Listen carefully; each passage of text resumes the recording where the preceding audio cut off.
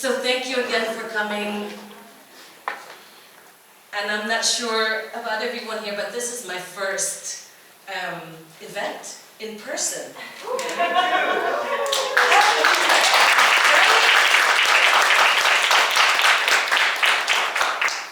And welcome to this beautiful space. There's a lot of history here at Union Theological Seminary.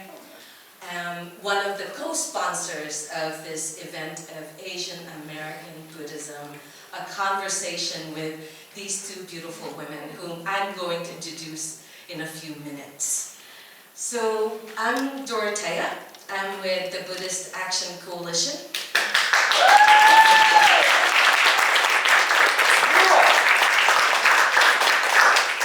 Eric over here is also a member, and there are other members around. Now I've forgotten what I was going to say. And this is co-sponsored by Eric, please behave.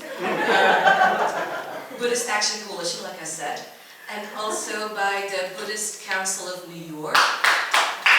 Yes. James Lynch, the president, was on his way here, and then he got called back home because there's some electrical problem at his house. So he sends his love to everyone. And it's also co-sponsored by the Thich Nhat Hanh Program for Engaged Buddhism of the Union Theological Seminary. Which is also doing good work. And I'd like to invite Peace to say a few words.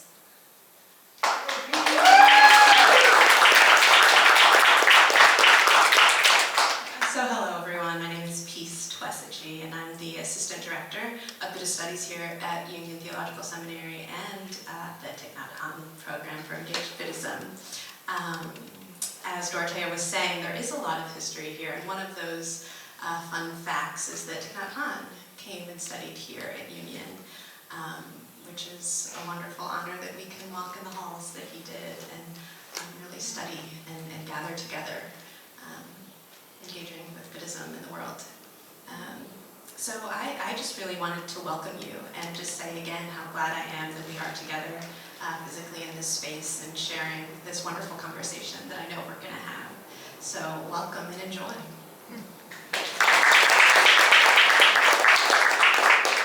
So for the two speakers for tonight, Belinda and Chenxing. Belinda is also a member of the Buddhist Action Coalition. They're looking at me like I'm going to, divulge some kind of personal information they don't want me to divulge. But I won't, don't worry. I'll behave tonight, because this is being videoed.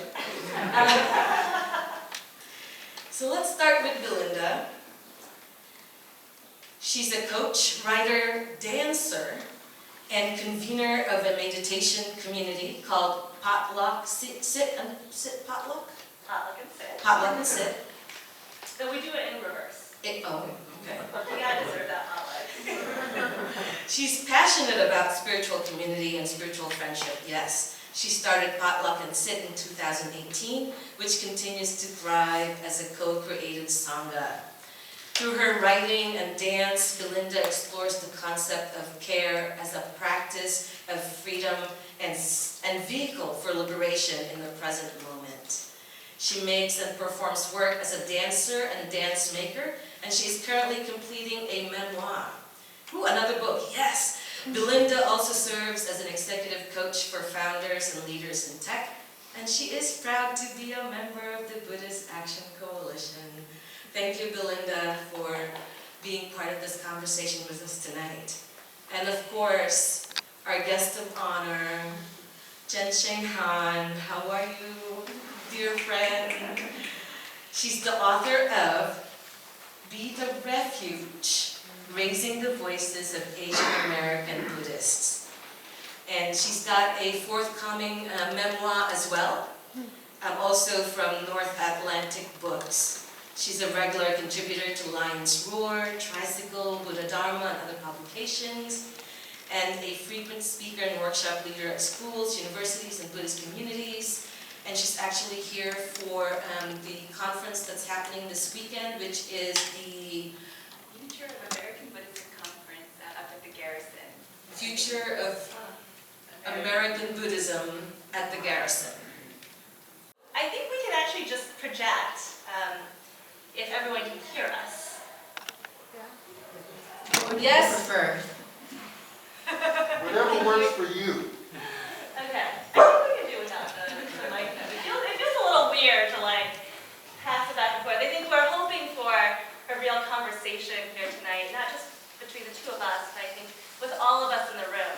And so one beautiful, I think, part of this event also is that this serves as the New York City launch of Chenxing's book, The Refuge, since it was published last year. And so we're kind of excited to host this kind of really auspicious event. And we also want to open with just a light poll. How many folks have read the book? You have parts of the book, just out of curiosity. And then how many haven't?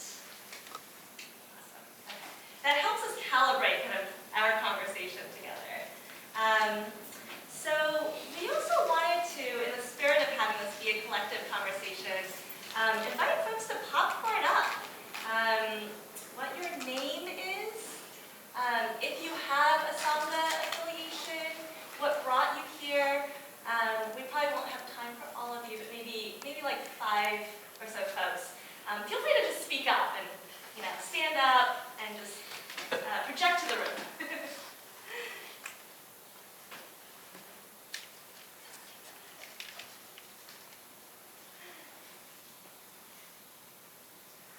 Bob, I know you want to stand up. Hi, I'm Father James DeLucio. I'm a Catholic priest with the Paulist Fathers. We were the first order of Catholic priests founded here in the United States. I am our new director for ecumenical and multi-faith relations, which is my desire to learn more about Buddhism. I'm a friend of Doyen's. We're both on the committee for the Religions for Peace USA, and that's why I'm here.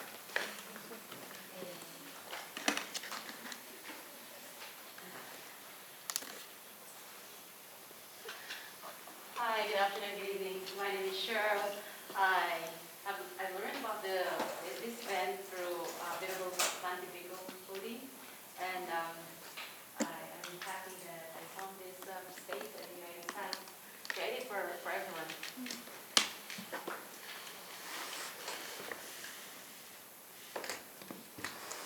Hi, I'm Brian Wong from Brooklyn Zen Center here in New York. I heard about this book when it came out, very excited for it. And at Brooklyn Zen Center, there's a group of us of Asian American ancestry or who identify as Asian American, looking at race and heritage and quote-unquote convert communities and how that all fits together.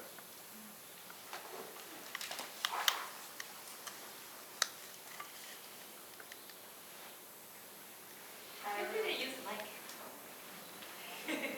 Hi everyone, my name is Vera Rolchugol, and I grew up with the Dhammakaya Meditation Center, originally in Thailand, but in California here.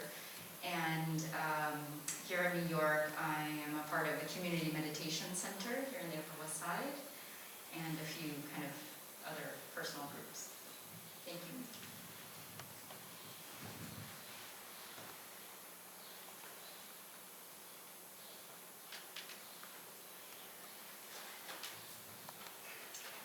Okay, hi. I'm Ravi. Stand up. Hi, I'm Ravi. Nice to meet you all. I'm part of the AC, and I practice with Zen Mountain Monastery.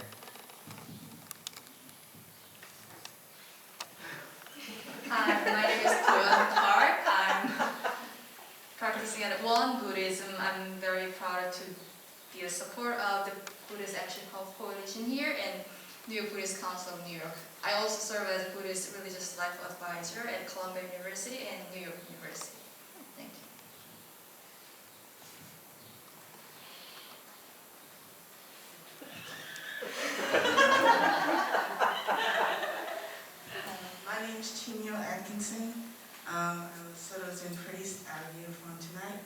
I'm not affiliated right now anywhere, but I am a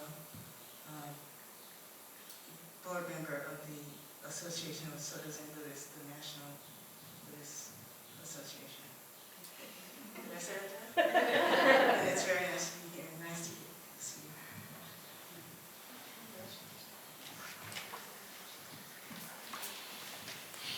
Hi everyone, my name is Dedanu Surawira. I grew up in the Sri Lankan Sinhalese Theravada Buddhist community in Staten Island, New York, and I was happy to be interviewed for the book. So it's really exciting seeing it come to fruition.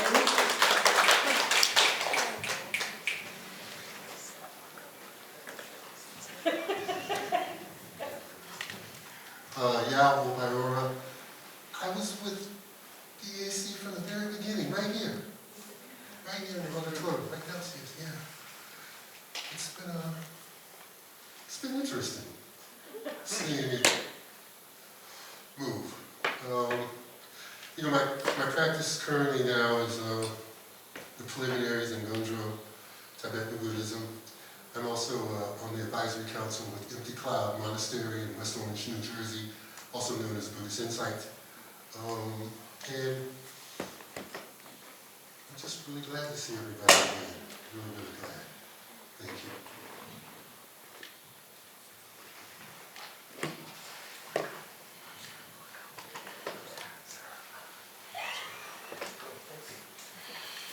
Thank you so much.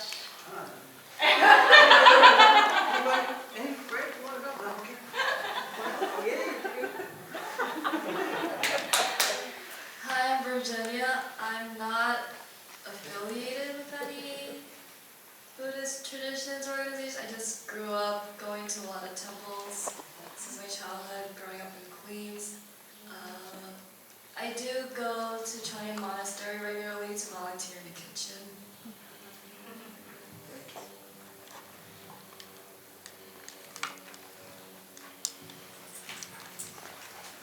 Hi, my name is Nathan Shepard. I'm a student here at Union in the Buddhism and Interreligious Engagement program, and I'm actually one of the founding co-chairs of our Buddhist student collective here.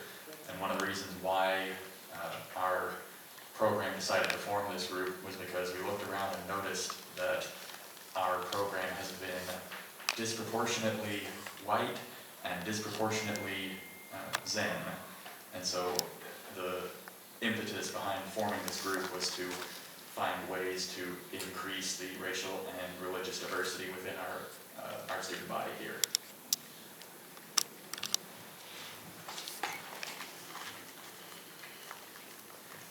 Thank you so much, Eric, for shepherding the mic around. And I hope that we all feel a little bit closer, especially this is our first knowing where the diversity of where everyone's coming from.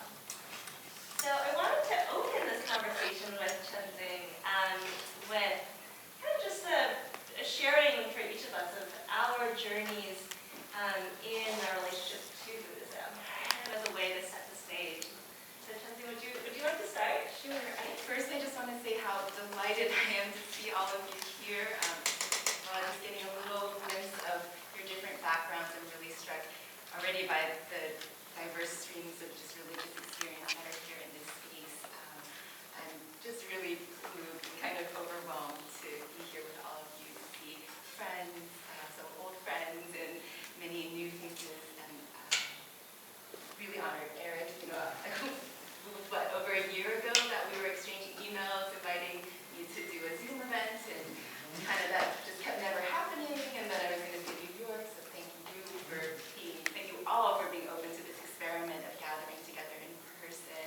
Belinda, you've worked so hard on this. I've just been blown away by just your perseverance with the emails and with the spreading the word. Oh my gosh, Dorothea, so many people to thank. I don't even know where Dorothea has gone for arranging all these chairs that were more comfortable, doing the flyer, doing so much peace. Thank you for receiving these books, which just arrived hours ago. So we were on tenterhooks thinking they might arrive tomorrow.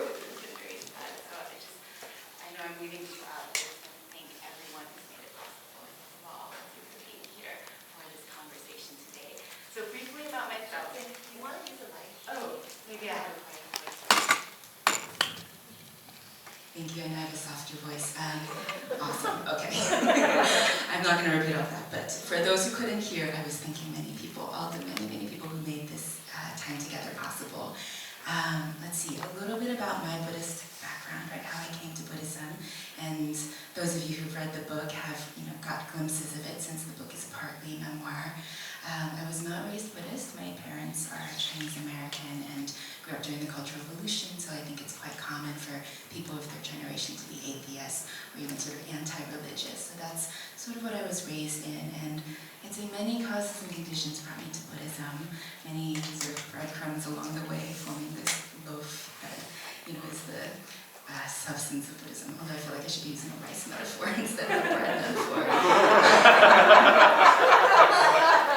The metaphor used in the book actually is coming to Buddhism felt a lot like water becoming tea. Just that over time, Buddhism seeped more and more into my life. I steeped in it. Was very blessed to meet Buddhists during a gap year in Asia, especially traveling through Nepal and Thailand and Tibet, but then also during my college years in the Bay Area, getting to visit a lot of different Buddhist communities and starting to get a glimpse of, wow, the enormous diversity of Buddhism and feeling very much like we all, I feel like I have this issue where I use too many metaphors, but that we all really do come from this common family tree with really deep roots, many branches. Sometimes, like any family, there can be conflict, but I've always just been really interested in meeting the other Buddhists. We're only about 1% of the American population, but 2/3 are of Asian heritage, and part of the impetus for this book as a kind of baby Buddhist on the path, which I still very much feel like as a kind of ecumenical or non-denominational Buddhist, but part of the impetus was just really wanting to understand where are all the Asian American Buddhists, particularly the young adults. I just wasn't seeing them so much in either predominantly Asian heritage temples or at predominantly white convert communities. And so this book came out of my own loneliness, I think, also my curiosity.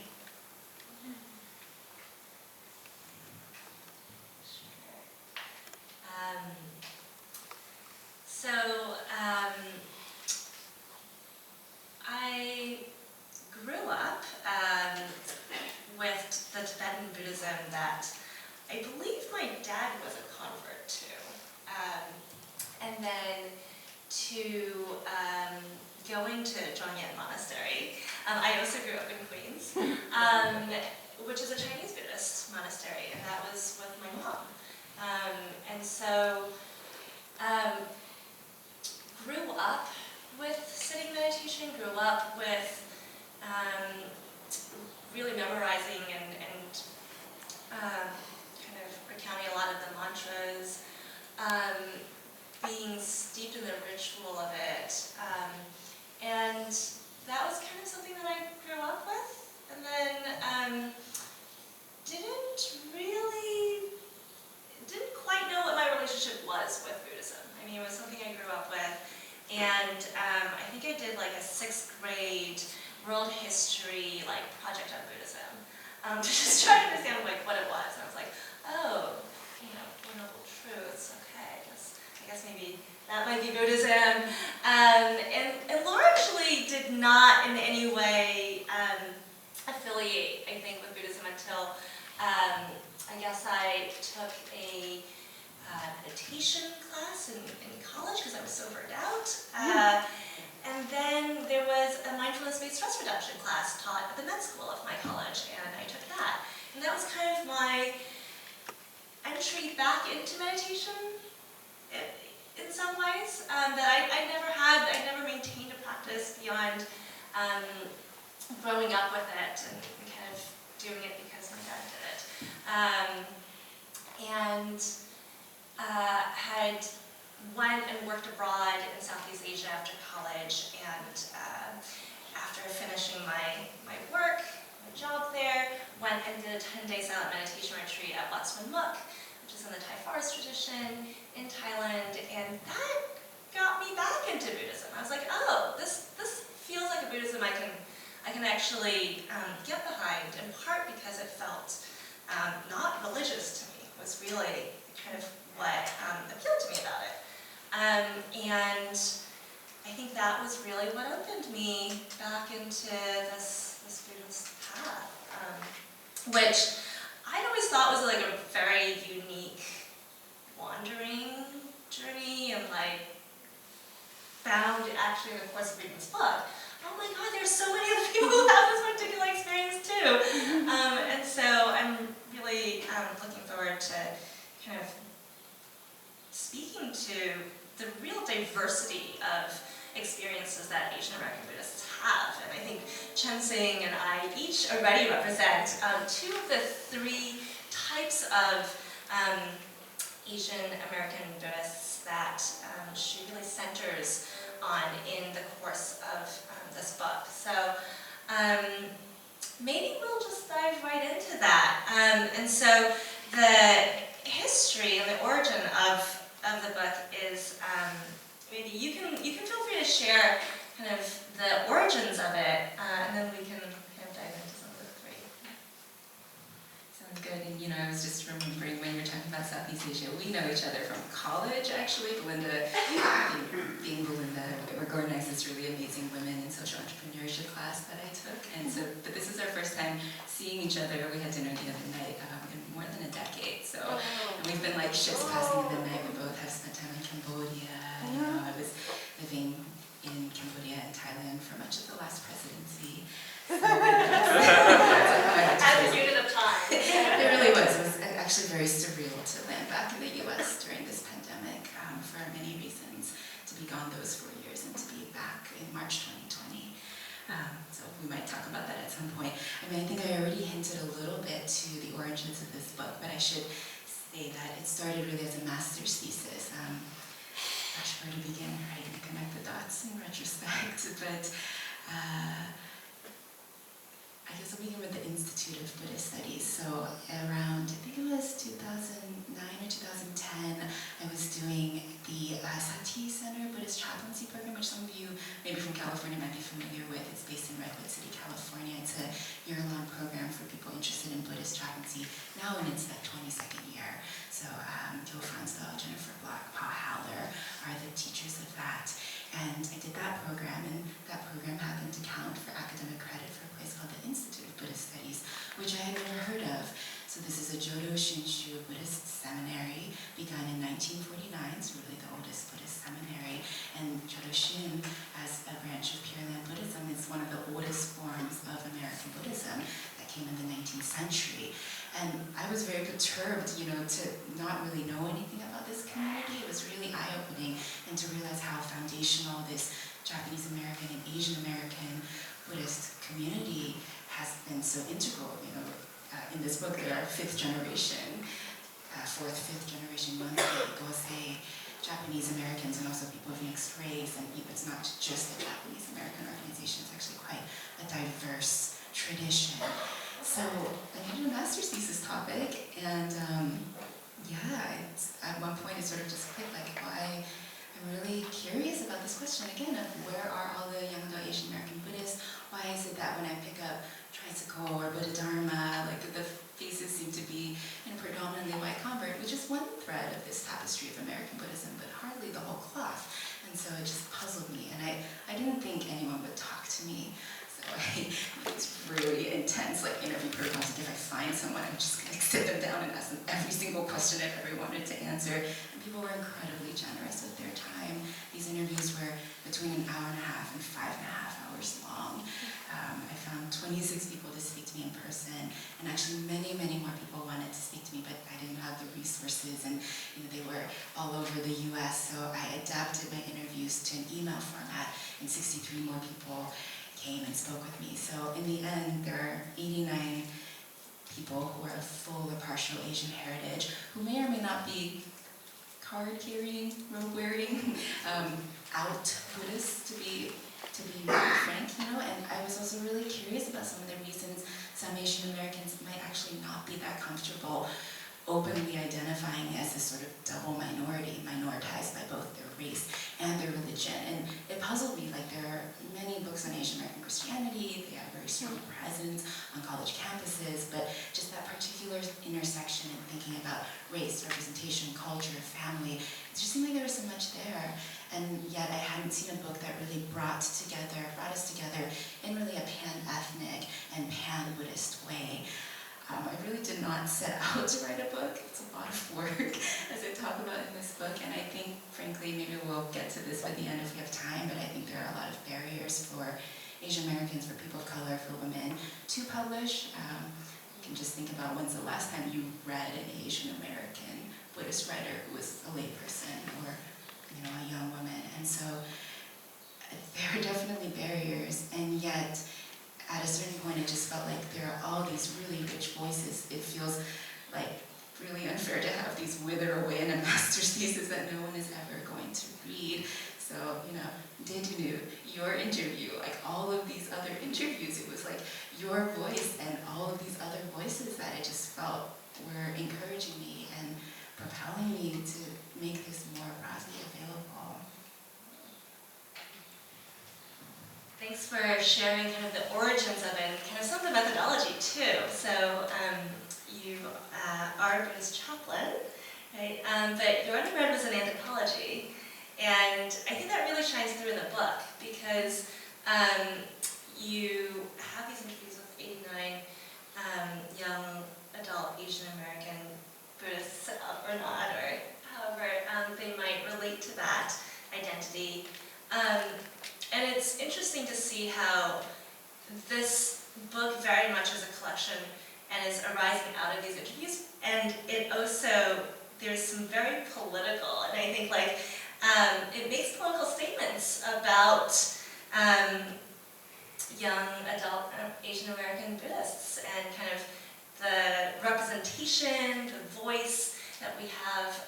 And you kind of spoke to that already in terms of where are they and why are they not represented as much?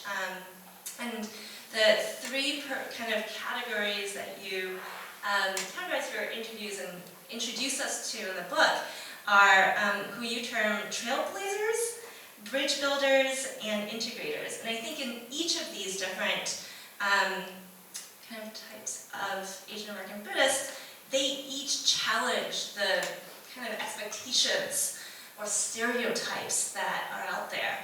So I thought maybe we could go and discuss them. So the trailblazers, you've kind of actually already spoken to, which is the multi-generation Jodo Shinshu Buddhists, whose Japanese American forebears brought Shin Buddhism to America. And I think for me, very much like what you just reflected, in reading that kind of section of the book, I was just so surprised to learn about how these Japanese Americans literally brought Buddhism to the West. And they were the first practitioners on American soil.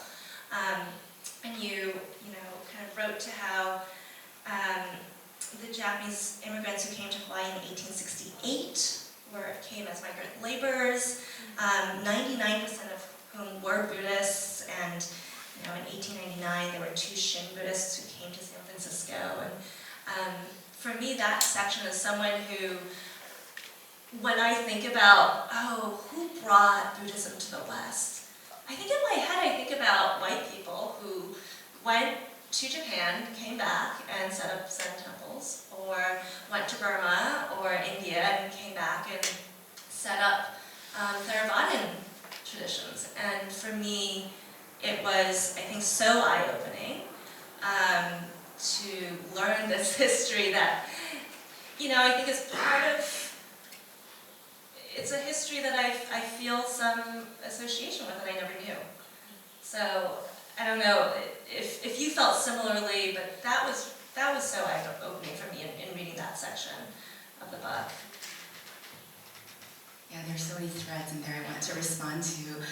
One other person I really want to acknowledge in terms of the origins of this book is the person who blogged as the Angry Asian Buddhist, Erin J. Lee. So,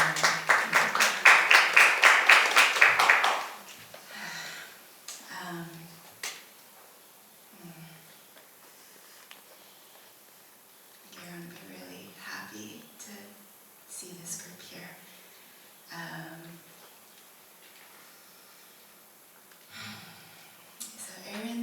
He's Jewish, Ashkenazi Jewish. His dad is Toisanese American. So this way he was actually raised Jewish, but got really interested in Buddhism, meditated. So here already is someone who's multi-racial, multi-ethnic, multi-religious. His grandmother was Buddhist. This, in many ways, I think of this book as a tribute to Aaron, who passed away at the age of 34 back in 2017. He's actually responsible in so many ways for this book. From the first time I read this Angry Asian Buddhist blog, it just took me aback. It's like, oh, we don't expect Buddhists to be angry. We don't expect Asian Americans to be angry. What is this about? And as I read every single blog post, it became very clear, this is someone who deeply loved the community, but was disturbed by the sort of gap between the representation and the reality. And he was particularly disturbed about what kind of effects that would have on young people. In LA, he would just, I was just actually talking with Andy Sue and Joyce Chang last night. They run the summer camp at Zhangyan Monastery. And Andy, who's interviewed in this book, was talking about how when he was in LA, he met Aaron. And the first thing Aaron did was just drive him to all these Buddhist temples, including the Jodo-Shin temple. And for Andy, who'd been raised second-generation Taiwanese American in Tzu Chi and going to Zhangyan, it was so eye-opening to just meet other Asian American Buddhists from a different ethnic background, from a different way of relating to Buddhism, finding the points of commonality and difference. And that's just what Aaron did. He would just go to all these communities. He knew a lot of languages. He just had a lot of joy. And I think a lot about how this book really hopes to transmit his spirit. And in fact, I had an original version that was very master thesis and very fighting against white male scholars. And there was 400 footnotes. It was 90,000 words long, but it was kind of really boring, actually. And then Aaron died, and that book just didn't make any sense anymore. So I threw the whole thing out, and I wrote it anew, and I wrote it so that it would speak to Aaron, and so that it would speak to youth, so that it could be taught in colleges and high schools, so that for the first time, someone learning about Buddhism in college could see themselves, could see their family, could see themselves in a way that wasn't a denigration, that wasn't saying, oh, you're just superstitious, or the real Buddhism is what converts brought, to the US. Again, that's an important strand of American Buddhist history, but it's been so eye-opening to realize what happens when we center Asian American Buddhists. We can't start the timeline in 1960, we start the timeline in the 1800s. And it's not just Japanese American Shin Buddhists, it's Japanese American Buddhists from other backgrounds. It's certainly Chinese American Buddhists, but for various historical, legal, immigration laws, racist immigration laws. For various reasons, the Chinese American communities have not had that kind of institutional longevity that something like the Buddhist churches of America have had.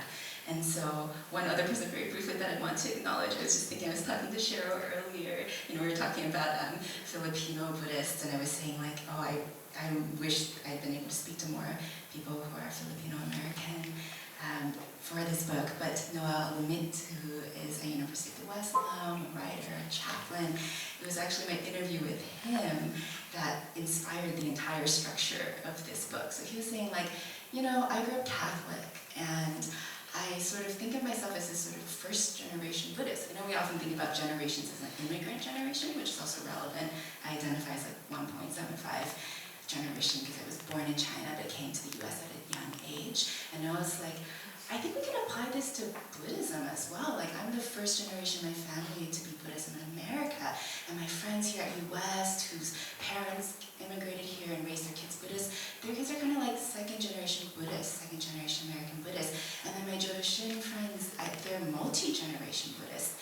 And so that kind of flipped the order, but that's the order of the three main parts of the book: multi-generation, second generation, and then first gen, or what I call integrators. And it was interesting, I chose that because actually I've heard people from different, not even Asian backgrounds, saying they really resonate with this, that sometimes the word convert doesn't feel like quite the right fit for how they came to Buddhism, maybe because of the sort of Christian connotations, and so this sort of heuristic, if you will, of generations. And it's not meant to be airtight. Aaron himself, you could kind of make an argument for all of these categories. He kind of wove between these categories because he would say, as a multi-gen Torsionese American, there's not exactly a Torsionese American Buddhist population, but I've met Torsionese American Buddhists, so I feel this affinity with the multi-gen Asian American Buddhists. But also, someone whose grandmother was Buddhist, there's kind of this sort of second generation dynamic going on. His dad had sort of practiced Buddhism before converting to Judaism, and his mom. And also there was this sort of first-gen convert dynamic too, because really it was in college, I think, that he started to deepen a lot more. And so what I appreciate was just Aaron really invited us to think more broadly about our categories, to go beyond this two Buddhisms, this kind of tired, like, white Buddhism, Asian immigrant, two Buddhisms categorization, to think broader, but then also to play with our categories, right? Like as Buddhists, we know these categories are always constructed, and there's ways that we're co-creating them, and we can think like, are these categories actually conducive to broader connection, or are they actually dividing us further? Yeah, I love how you complicated those three categories, because even in the book you complicated it, right? Because you identify as having, atheist parents and, a first gen, so to speak, integrator is what you called it.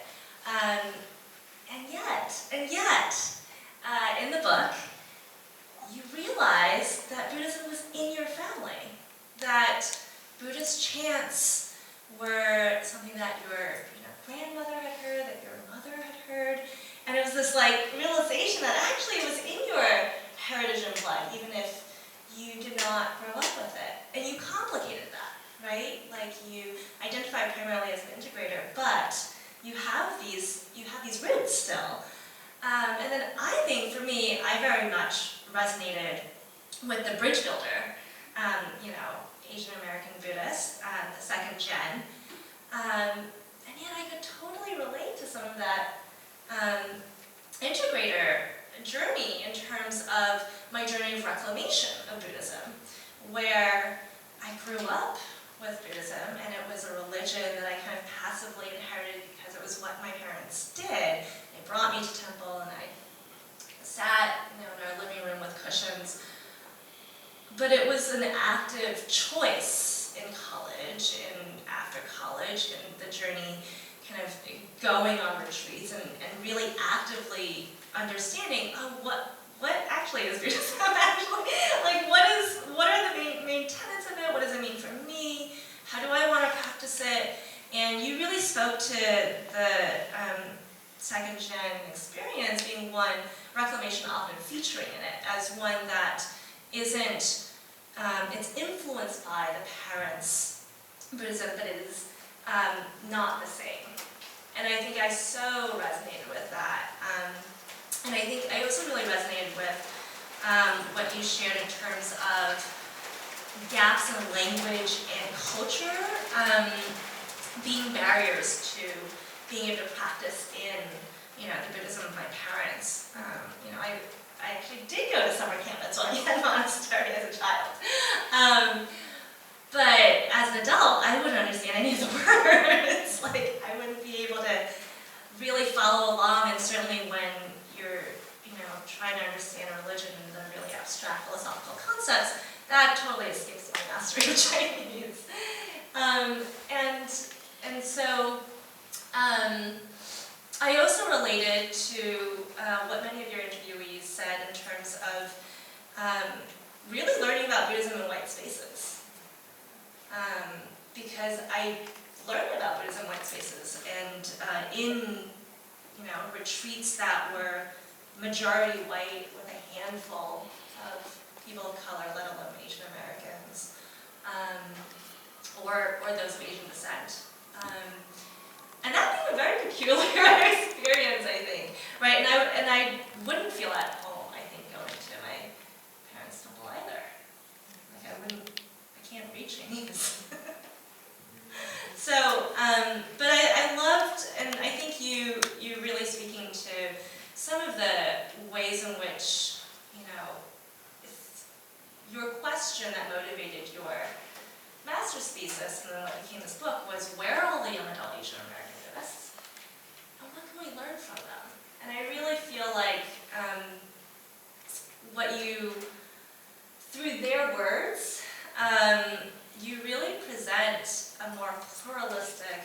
inclusive, not simplistic, complicating narrative and vision for what Asian American Buddhists and Buddhism can look like. Speak to any of that.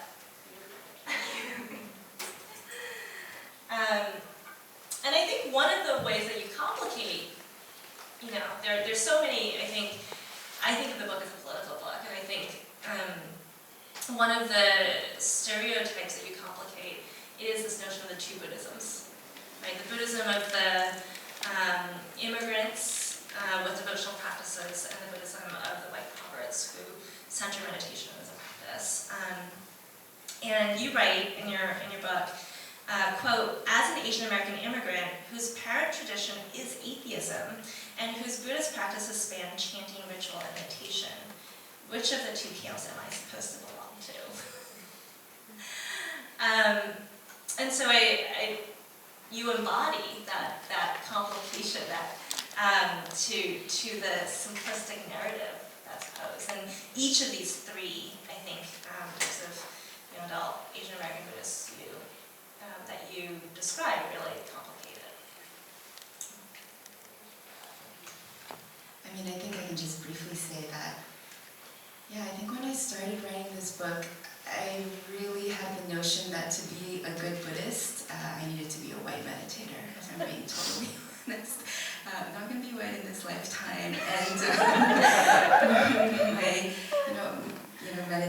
meditation is not actually my primary practice, and there are so many other forms. And coming in with that lens, and then spending time in Cambodia, is like, does this render this entire country full of bad Buddhists? I mean, just thinking again more deeply about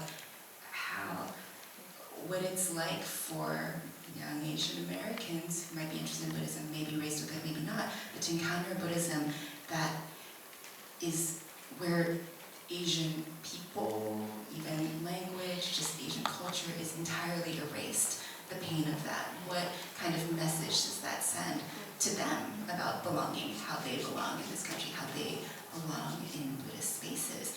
And so it took writing this book, I think, and seeing all of these young adults as my teachers, really, and my benefactors in many ways, to realize, like, wow, there are as many ways to practice Buddhism as there are just people. There are so many, 84,000 Dharma doors. There are so many ways to come to Buddhism. There's not really a right way.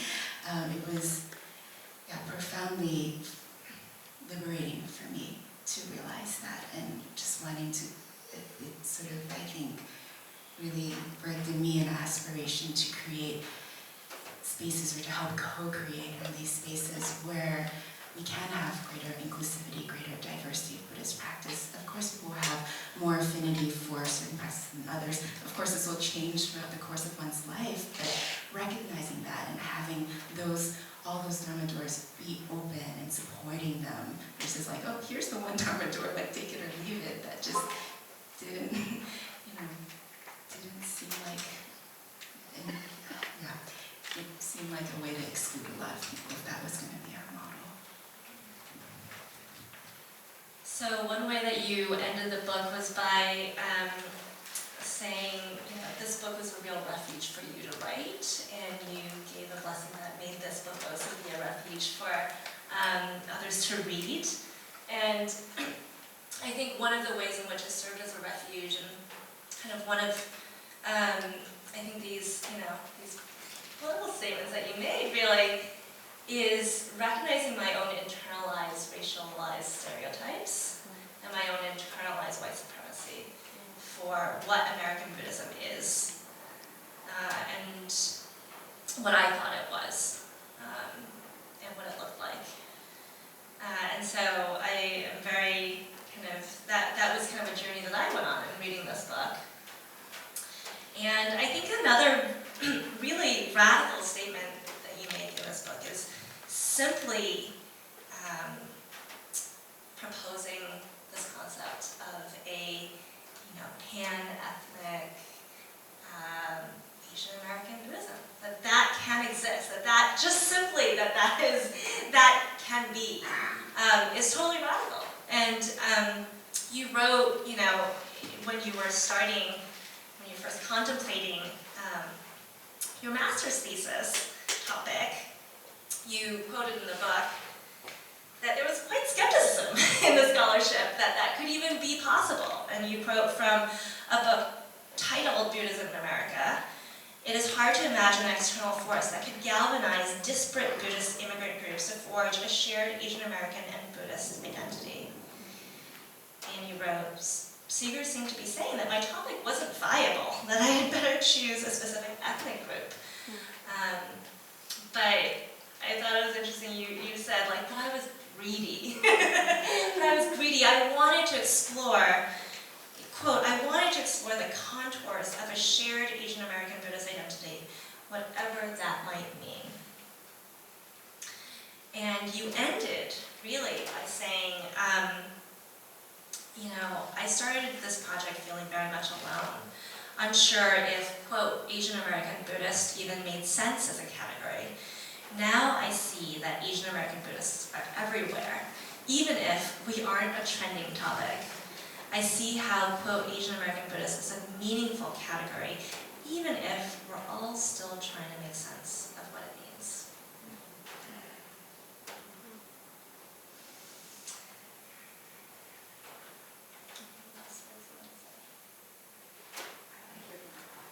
Yeah. And so on that note, we're going to open it up to the audience, and we really invite your thoughts, your reflections, your questions. We really want this to be a conversation amongst all of us. So I'm going to give this to Dorothea or Eric. Thank you, Eric, for airing this out. So thank you all. Give me like 10 seconds.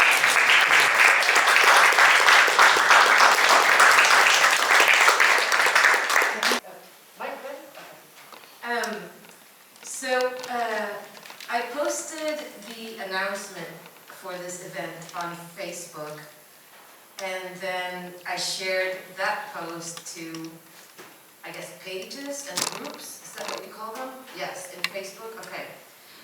And then a couple of days later, there were a couple of notes saying that the post was flagged as,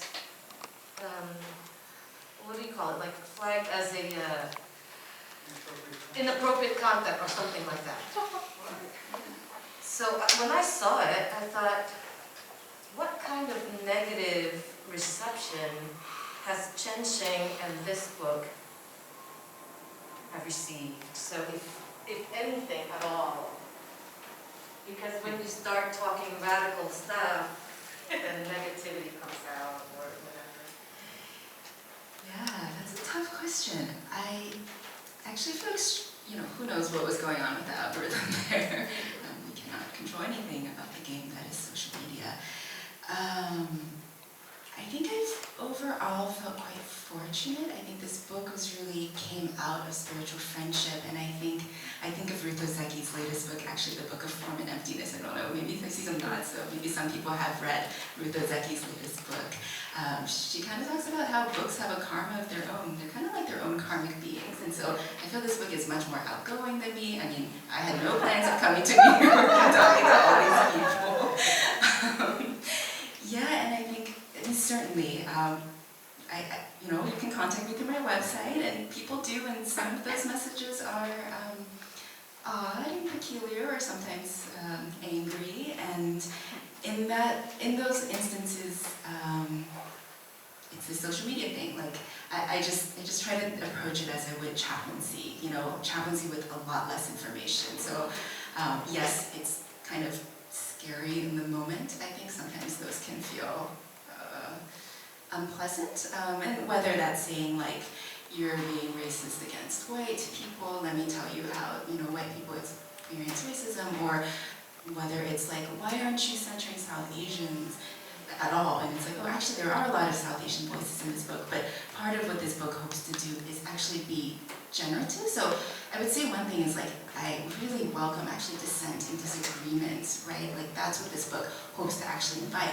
When people say, you know, why isn't this book here? I'm like, yes, please, we need this book. We need the book about queer Asian American Buddhists. We need the book about South Asians. We need so many more books. Like this does not want to be the only book on this topic at all. Can it be generative, right? We were talking earlier about Raman's film youth group. Like, can we create more films? Just can we document so much of Asian American, especially Buddhist Asian America, is just not documented, not shared. So many stories are out there. And yes, so I guess there's multiple ways to answer your question there.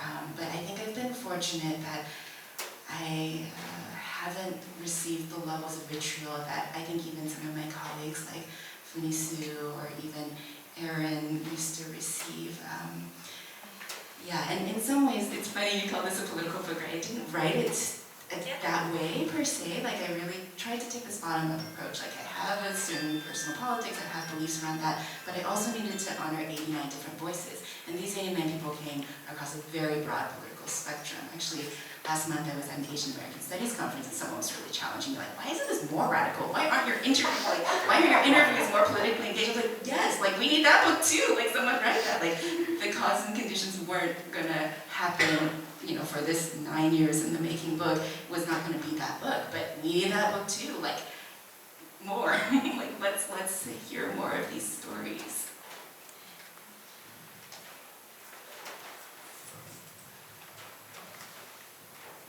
I have two questions. Should I stand? No, I'll just sit.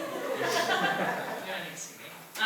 The first is on the flip side to that question, which is like the sort of positive feedback, or kind of, it's been out for like a year or so now, so just really curious to see what effects have taken place since you published it, and also how it has, you know, beyond just that the book itself has been a refuge for you, like how has it inspired you to whatever next works that you're doing, and some of the things or themes or ambitions that you have or thinking about.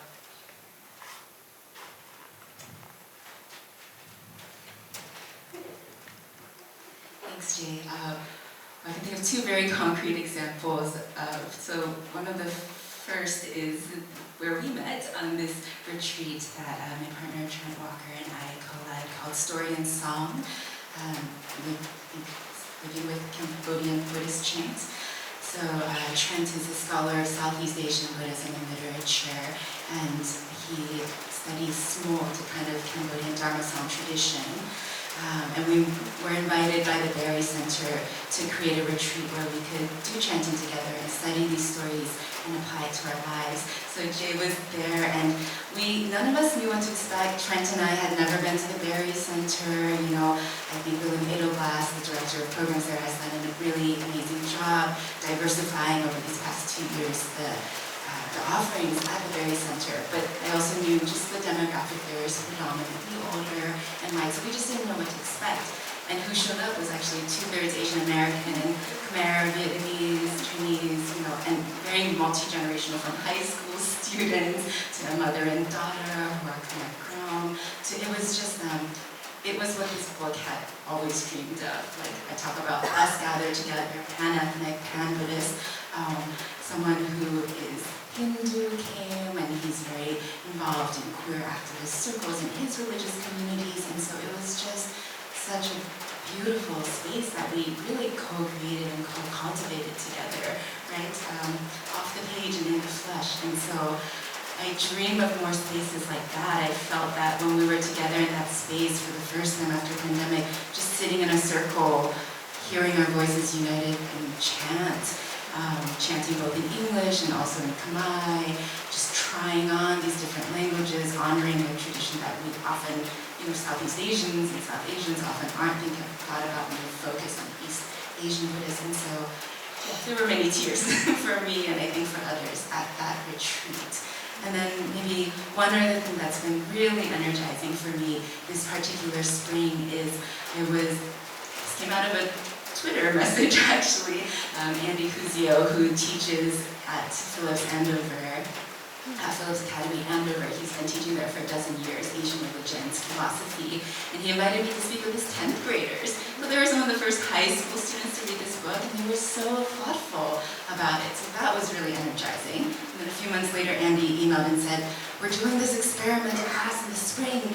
Like a small group of seniors is going to drop all of their usual 5 to 6 classes and just take one class, and we want to do a Buddhism project. Like, do you want to help out? He's like, sure, that sounds really fun. We don't know what to expect. And so we just wrapped that up. It's called Listening to the Buddhists in Our Backyard. We began with 8 days of immersion in the Merrimack Valley, Thai, Cambodian, Chinese, Vietnamese temples. Later they visited a Lao temple. That incredible amount of Buddhist diversity just in their backyard. And to watch these students who weren't getting a grade, who weren't being told what to do, create blog posts for Buddhist Global, create temple profiles for Chotong Bangbo and also for Boris, the American Wisdom Association, Gorika, to write these profiles for the Pluralism Project at Harvard, which are usually written by grad students, right? And then to just last week, they gave a really moving, both an in-person symposium and an online conference to, I think, gosh, close to 100 people, if you added up both of those audiences, but from very diverse backgrounds, people interested in pedagogy, experiential learning, people in the Buddhist media, Buddhist chaplains, professors, and so that has been so profoundly humbling. Like, I think we don't recognize the potential, the capacity of young people and what they're capable of, and it has me really thinking about how do we teach Buddhism? Why do we always start with the Four Noble Truths? How does it look like when actually our first visit was going to the temple and they invited us in and then we were all bowing together and then we lit incense together and we sat in a circle, and to hear from the students, what did they learn, right? One of them said to me last week, she's like, you know, Chenxing, I think what I most appreciated is that you didn't answer my questions. I would ask you the question and then you would say, what do you think? She's like, it just made me actually passionate to learn. Like, we went to these temples and suddenly they were practicing something called see, think, wonder, or what I like to think of as sense, think, wonder. So they just went in and without preconceived notions, they kind of suspended that and just noticed, okay, there are 3 Buddhist statues, and what is this object that kind of looks like a tree that's made out of shiny wrapping paper, and then what does that make me think of, and then now what do I wonder, what questions do I have? And that particular tree, I just have to say, is used in the Cambodian New Year, and in Cambodia it's usually made out of banana leaves, but those aren't easy to come by in America, so they use shiny green wrapping paper, and one of our teachers, or one of our, I say teachers, and I mean students, but I actually also mean teachers because they were my teachers. One of my students just said, that's adaptation to American culture right there. And so I think in this moment, what I'm really curious about is continuing to learn more from the youth and to start connecting them, whether or not they're Buddhist. Our students came in with very little Buddhist background, and they may never go on to study Buddhism or never become Buddhist teachers. They're going to go do amazing things with their life, I'm sure, but something about a seed of what was planted in their lives and how much collectively I, but also a broader public, learn from them has me just really excited. Thank you. Maybe you want to go to that. Thank you so much. I feel very welcomed here. I'm sure I'm my real minority.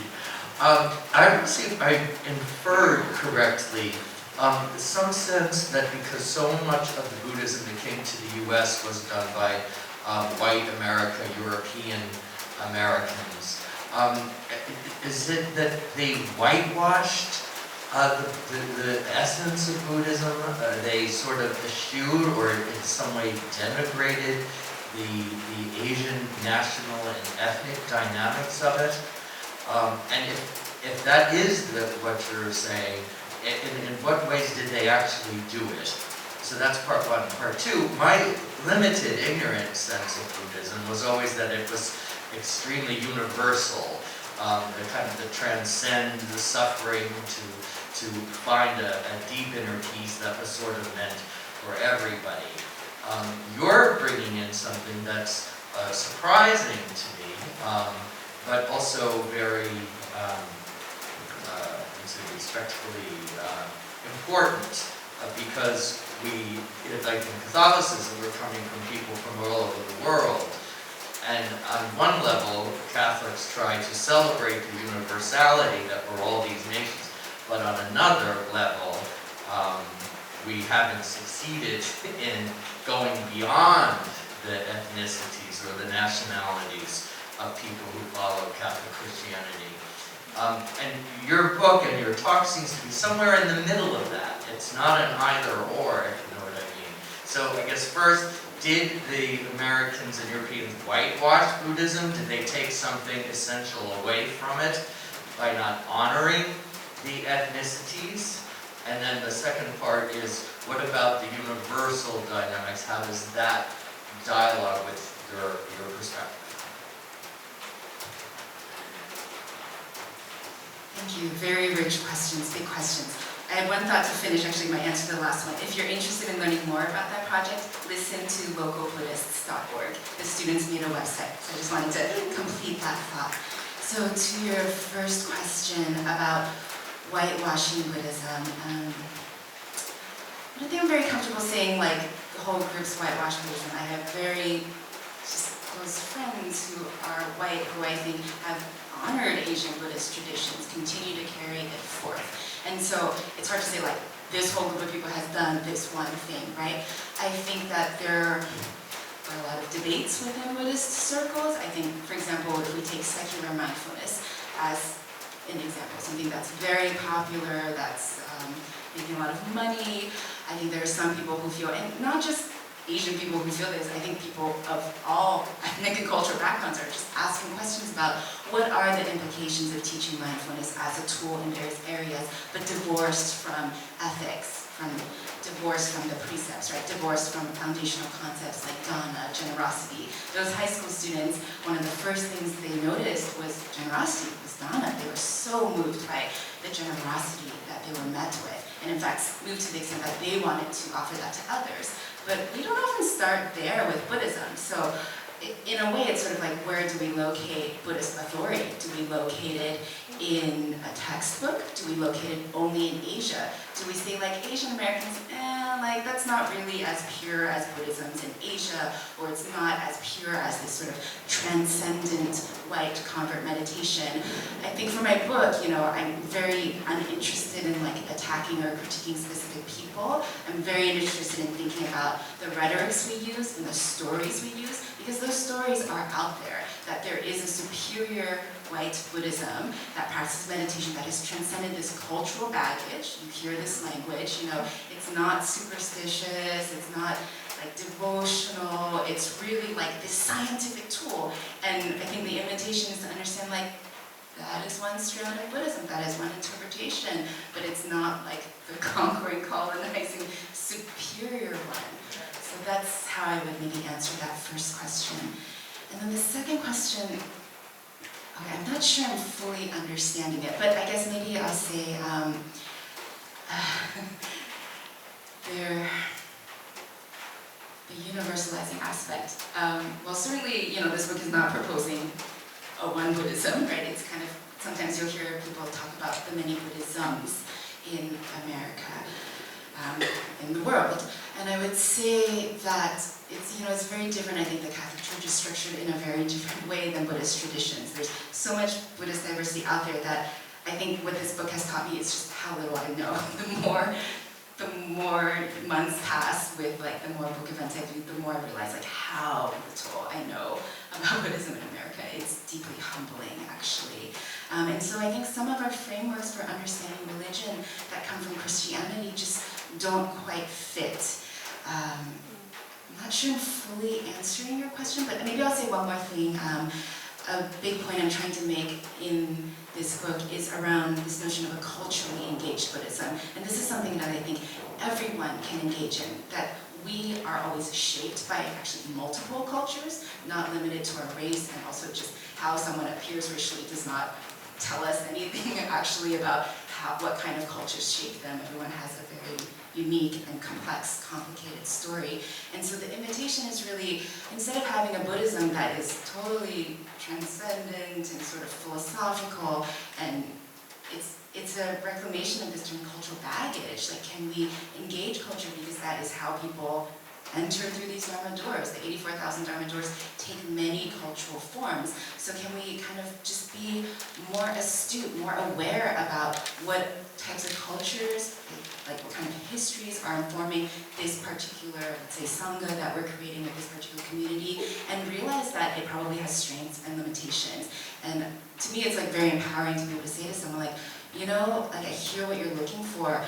I think maybe actually my Buddhist community here might not fully be the best fit, but have you checked out our friends, you know, like in this other neighborhood, right? Like, and it's even, yeah, people come to religion with their own karma, with their own causes and conditions, and to be able to say that, instead to be able to say like, oh, you're not a good fit, or to not say that, but imply it, or make people, you know, people don't feel welcome, and then they just give up. They think there's no other Dharma door.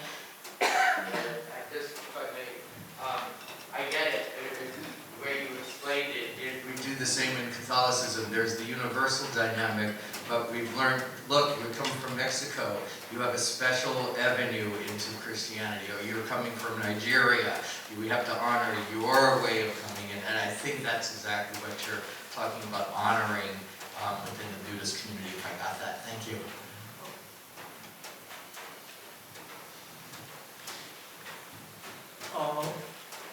I realize that there are totally many different types of Buddhism, but the one collective takeaway that I want to walk out of here with tonight is that Buddhists are those people who find their faith in spirituality through the sutras. Would that be a Bible takeaway for me to walk out of here tonight with? Because I know there are many, many different types of Buddhism. That's a given already. But I need to walk out of here tonight with something solid, I think.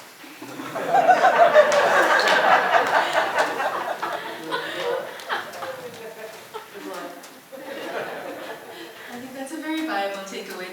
It's not an accident that refuge is in the title. You know, the three refuges of the Buddha, the Dharma, and the Sangha. The Buddha, and I think we can define that in many ways.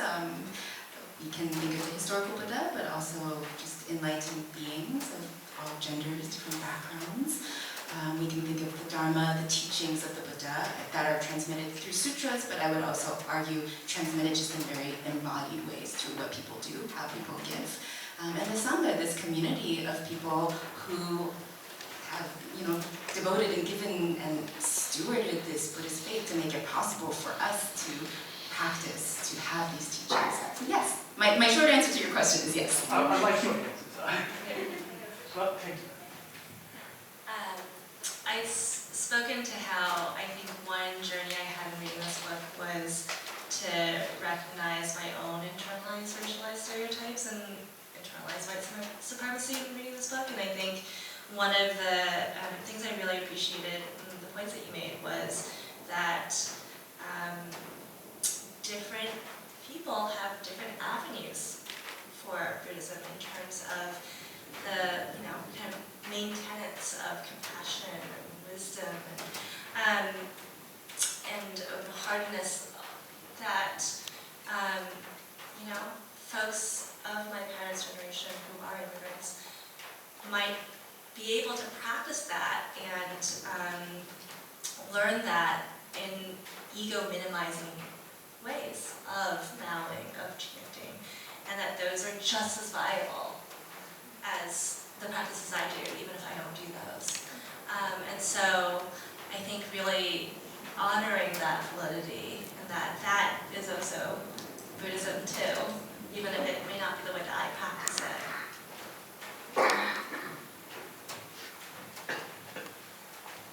Let's say, hypothetically, let's say your practice, your baseline is Buddhism, but being that in spirituality, there are many other faiths out there.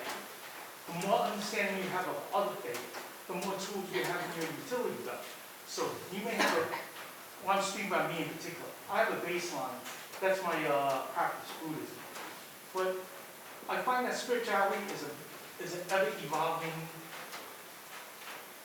aspect of my life. And I found some answers in Christianity. I found some answers in Native American culture. But does that take away my Buddhism? Or does that, I'm trying to put it together like a puzzle. Now, I'm Asian, but I'm Asian American, so I'm practicing Buddhism, but I don't feel that comfortable in a Chinese temple. I'm practicing at a Korean temple, and it's all a puzzle. So I guess I'm just trying to figure out your perspective on your baseline is Buddhism, but yet you have other tools in your utility belt, being Christianity, Islam, Native American culture, many faiths. What is your perspective on that?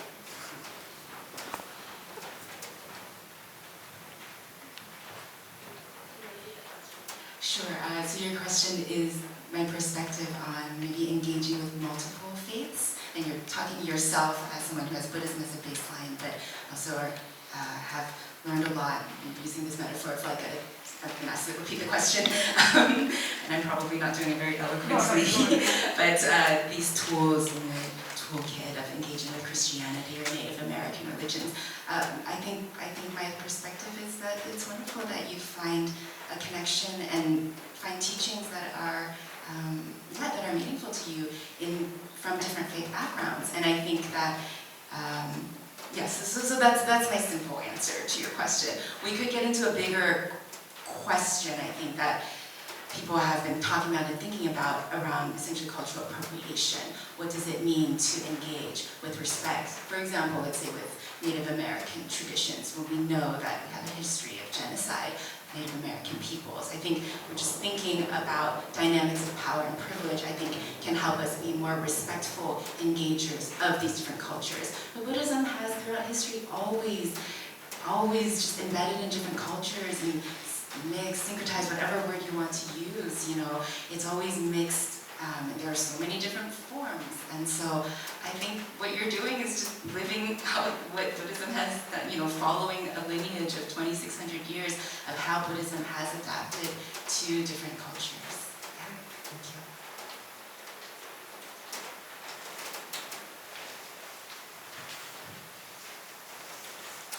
Thank you. I'm just curious, you've done a really wonderful job of sort of weaving a diverse and cross-sectional tapestry. Was there a person or a place that you were surprised to find practicing? Person or place I was Just, I guess, a person or place where you were like, oh wow, you're Buddhist? How? Was there anyone that really surprised you just in terms of their practice, in terms of where they were in their lives, or just generationally?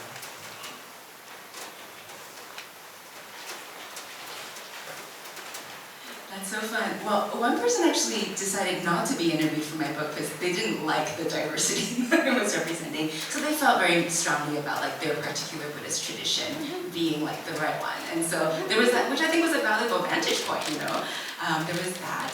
I actually really love the stories of people's parents. I want more stories out of people's Buddhist parents. And just how some of them were like, yeah, my parents are actually Hindu, but the closest place was a Buddhist temple, so we just went there. And it's oh wow, I want to hear their stories. So I think, again, part of the critique of two Buddhisms is I think it's profoundly flattening for all parties involved, right? I sometimes joke two Buddhisms is one Buddhism. It's white Buddhism and it's Asian foil that it kind of made up. So yeah, it flattens. In other words, I talk to people who are white and who are saying, well, my parents are converts, and I don't feel like a convert because I actually feel like a second-gen Buddhist, but I feel like there's not a space for me to talk about that dynamic, right? So anyway, I really like that. I think that's a really, really interesting question, but those are a couple answers that come to mind.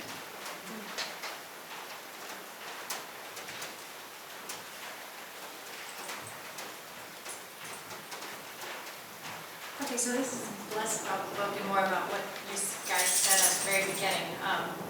My husband and I were also in Asia during the pandemic and the last presidency. And so we came here at the beginning of the fall, so straight from that into this post-apocalyptic-esque world. And don't mind talking about how you've reintegrated, because I've really struggled with that as I'm Catholic Buddhist. And speaking about the universality of Catholicism, it was easier to find a place, just finding in a Catholic church, but to find a Sangha, when we were in Japan, we sat with Plum Village, and before that we sat with a different Sangha tradition. But coming here, it's been hard to find a place. So if you could speak about how you guys have felt coming back to America, especially with the pandemic and the political environment. That'd be wonderful. Thank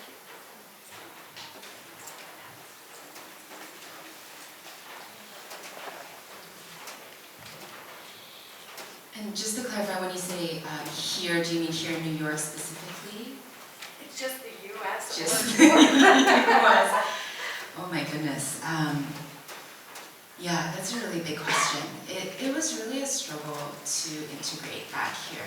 The conversations, I didn't write this book to be, it's a funny thing to say, race was not necessarily a central focus of this book. Like, it was very interesting in culture. The race piece was there, but it's not primarily a book about race. That's an aspect. It was very interesting to come back at a time of such heightened tensions and so much racial anxiety, anger. It was just like, I felt like I was stepping into this whole new world, and I didn't have a lot of context. Like, okay, Stephen Colbert was helping us understand right, that in Bangkok, but it is not the same as having been on the ground. So there's a lot. Black Lives Matter, anti-Asian violence. In some ways, I think the book was, I mean, it's a little, for example, like, I didn't think there would be any book events, right? And there have been like 70. And sometimes the way that people have framed this book is like, okay, like, wow, like, I'm just learning about some of the costs of representation, tokenization. There was like very complicated dynamics happening there. So that's one piece of like what it's been like to integrate back. Another piece is just very human, just so much grief. So my next book, which is coming out next spring, it's a memoir. The title is One Long Listening, a meditation on Buddhist chaplaincy, grief, and spiritual friendship.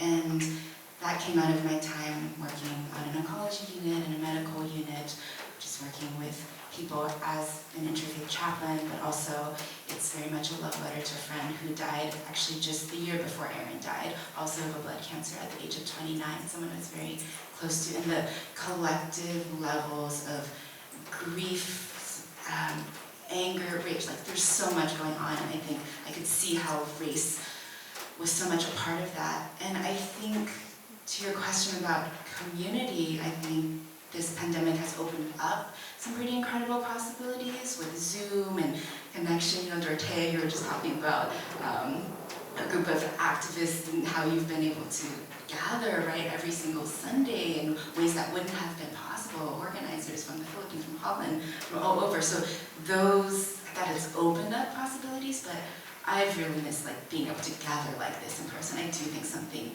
is still lost.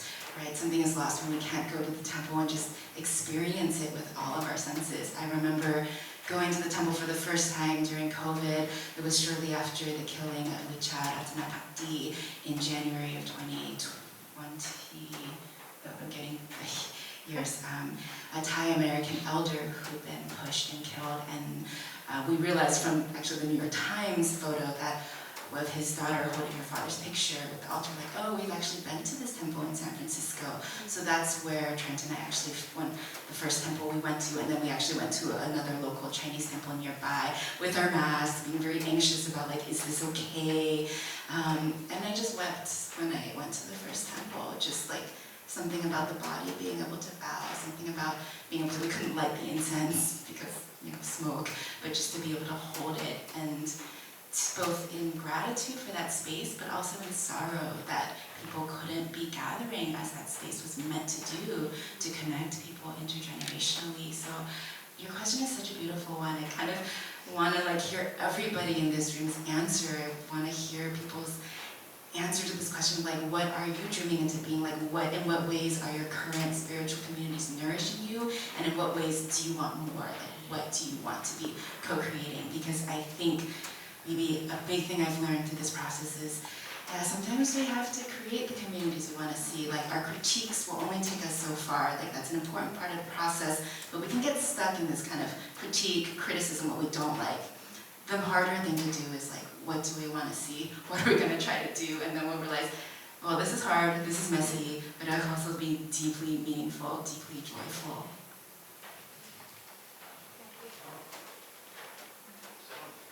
Lots of hands. Who's, you want to go first? First of all, thank you for the wonderful presentation. You had said somewhere along the line, I think, that when you were talking about that there are many other types of Buddhism besides meditation-based practice, and that's not even your primary practice. And I was wondering if you could say more about your practice.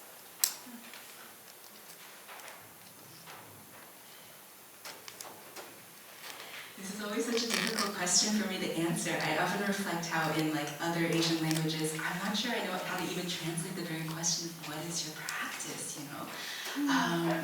So yeah, tea, it's like many things. It's chanting, it's the work with the students, it's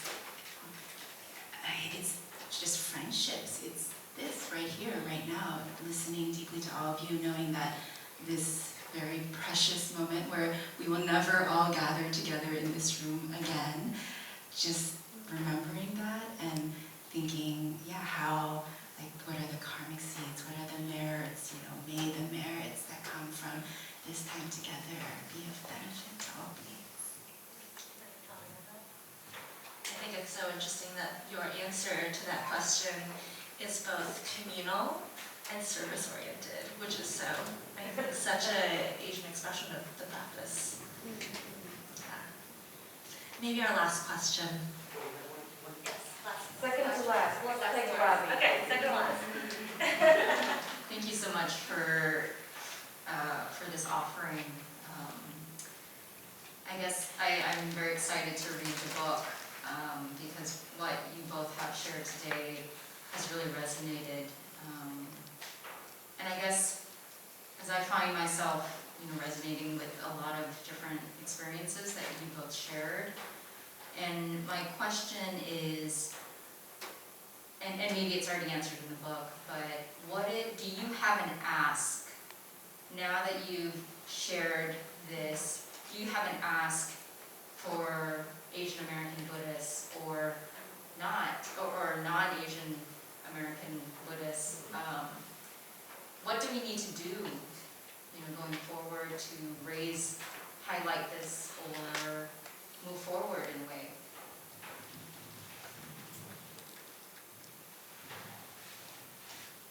I look to the high school students, and maybe the ask is visit your local Buddhist temples, and even if there's a language barrier, even if it's scary, just maybe extend friendship, learn from them, and maybe ask how you can serve them, make connections, just make friends, right? Enjoy a meal together, have a cup of tea together. I think I've learned so much that what can come out of a relationship. If I never met Aaron, if we never became deep friends, this book never could have came to be. And so just start there and find a way to make it feel really life-giving for you, right? We all have so many gifts to offer, and so find a way to give. The subtitle of the book is Raising the Voices of Asian American Buddhists, and I think one of the most beautiful parts of the book is the way in which this is a tribute to Aaron and reading about how he inspired you to get your voice out. And I think that's one of my takeaways, is to feel empowered and to be in community, to also have my voice heard. And so that's what I was taking away. All right, you got the last one on. Just a quick question then. I'd love to hear more about internalized white supremacy and how that plays out in all this. I think that like Belinda, what you just said about there was like a little comment in there that was like, oh yeah, and it has to do with community, and it has to do with service, and like the living in a culture of white supremacy and the white supremacy that's lived within the Buddhist world, within the American Buddhism since or maybe not since the inception, but since what we popularized at the inception. Even in this moment, I'm saying since the inception, right? Like, yeah, any comments on that and like how it plays out and how it affects the experience of Asian American Buddhists? How it affects your experience, the experience of people you've seen, and also how it might affect the experience of non-Asian American Buddhists. I can start. I think for me and my exposure to Buddhism, it's really been, I'm recognizing in reading the book how limited it was, because my exposure as an adult has very much been in white spaces. It's been modeled by white teachers. It's been limited to meditation. The chanting and the bowing has largely been stripped from the meditation retreat centers and places that I practice. And I think that, it is a recognition of what can be possible in terms of my practice. What are ways in that for millennia people have connected to this practice that I've not given myself permission to or even been educated on how to do so.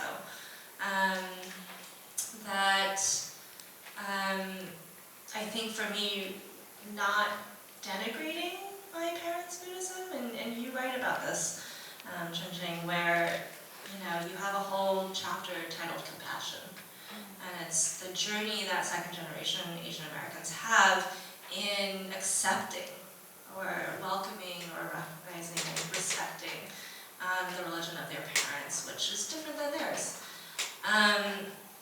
And so I think for me, that there are many valid Buddhisms and there are many valid Buddhist practices. And I feel, very much empowered in this spirit of pluralism that you've really, I think, highlighted and encouraged in this book. I feel very encouraged to open to more Buddhisms of what it looks like, of what it can look like for me in my practice, and that inclusivity of it. So I hope that answers your question, Ruby. I think we'll be sitting here all evening if we're going to enumerate all the examples of white supremacy, there you go, yes, entire year, maybe entire lifetime. I would say I'm so grateful to so many of the Black Buddhist authors whose writings we have, Rima Flat, Mama Rod, Abhay Tund, all the people in Black and Buddhist, this anthology, I think they can speak very deeply to some of these ills. And of course, the Black experience is different than the Asian American experience, but I think there are also interconnected ways that we can learn. So I think it's not an accident that I wrote this book while in Southeast Asia. I'm not actually sure I could have written this book while located in the US. Just the daily grind of it. For me to be in a space where I am not fluent at all in Khmer or Thai, but just to be around people who look like me, there's something that happens in the body that can just relax a bit, and it gave me some distance to think about. And so this is kind of an indirect way to answer your question, but I find that, it's like that story about the Buddhist parable about someone who's shot with an arrow, and you can sit there and ask, like, what type of arrow is it, and what are the feathers made out of, and what is this, who shot this, and what is the profession of the person who shot it? You can go on and on and on. And the question is really like, how do we pull out this arrow, right? Thinking about it, Elizabeth Dias for the New York Times wrote a piece yesterday called The Arrow in America's Heart. She actually had interviewed me. By the way, if anyone has a copy of yesterday's New York Times, I would love to see it, because I would love to see it in print. But I've just been thinking about that metaphor lately. And so one way to answer your question is to enumerate all the ways, and I think we have brilliant thinkers in this country that are teaching us, all the ways that white supremacy manifests, not just in Buddhist circles. Like, we're deluding ourselves if we think Buddhist circles are free of these dynamics, right? It's all integrated in the culture. But I think the harder question to answer is, okay, so how do we like root out the toxins, the poisons of greed, hatred, and delusion in ourselves and in our communities? And for me, a small way to do that was just to keep returning to this practice of like, okay, what is it like to, again, just recenter the Asian American Buddhist experience? My first book was still within this context of like responding to white supremacy. I was fighting against white male authors, and then I realized like, do I really want to spend my energy and time doing this? Who's my audience? Who am I speaking to? No, actually no, I'm just, so it was a practice, like to cite people, I'd be like, oh, I'm citing so many white folks and white male people. What is it like to cite a lot more Asian American? Like that was a practice, right? So there's this decentering, a recentering of the marginalized. And maybe, to answer your question, that's also part of the invitation for people to actually practice centering Asian Americans and also Black Buddhists, Native Buddhists, Latinx, mixed race. Just there's so many like queer Buddhists start really listening to these stories, listening deeply, and then starting to ask, oh, what do we need to change to help everyone really feel included?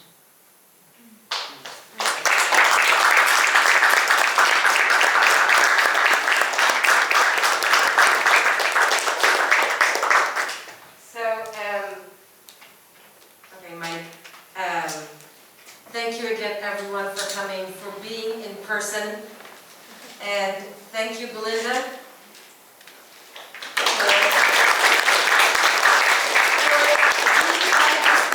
and also doing a lot of the logistical work as well. Thank you so much. And Chenxing, we celebrate you.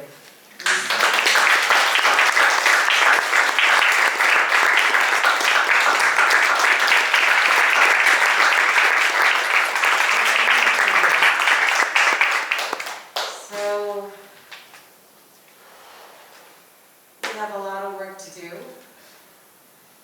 We do know what's going on in the world. But also there are joys and gatherings like this. And like Chenxing and Belinda said, if we don't see it out there, we create them. So thank you so much again. And if you want to visit Buddhist Action Coalition, you can, what's our website? BuddhistAction.org. Thank you.